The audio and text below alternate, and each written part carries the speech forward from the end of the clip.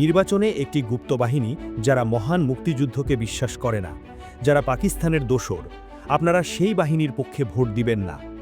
সনাতনী ঐক্যজোট ডুমুরিয়া উপজেলা শাখা আয়োজিত বেগম জিয়ার আত্মার শান্তি কামনা ও সনাতনী সমাবেশে প্রধান অতিথির বক্তব্যে বিএনপির জাতীয় স্থায়ী কমিটির সদস্য ইকবাল হাসান মাহমুদ টুকু তিনি একথা বলেন। ডুমুরিয়া প্রতিনিধি আরিফুজ্জামান নয়নের তথ্যচিত্রে বিস্তারিত।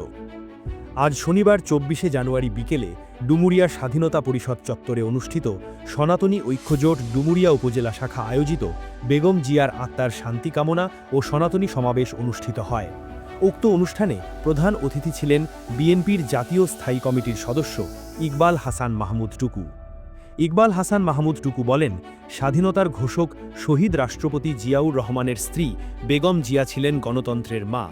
তিনি সারা জীবন দেশ ও দেশের মানুষের জন্য রাজনীতি করে গেছেন।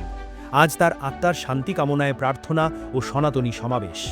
আমরা এই সমাবেশের মধ্যে দিয়ে তার স্বপ্নগুলো বাস্তবায়ন করতে চাই। আসছে বড় চ্যালেঞ্জ, আর তা হল আগামী জাতীয় সংসদ নির্বাচন। এই নির্বাচনে ধানের শীষে ভোট দিতে হবে।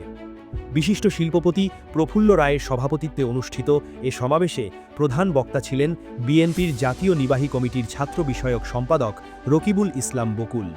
অনুষ্ঠানে বিশেষ অতিথির বক্তব্য রাখেন বিএনপির খুলনা বিভাগীয় সহ সাংগঠনিক সম্পাদক জয়ন্ত কুমার কুণ্ডু।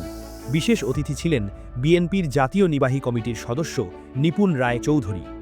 উক্ত অনুষ্ঠানে আমন্ত্রিত অতিথি ছিলেন খুলনা ৫ আসনের ধানের শীষের প্রার্থী মোহাম্মদ আলী আসগার লবি ও খুলনা ২ আসনের প্রার্থী মোহাম্মদ নজরুল ইসলাম মঞ্জু।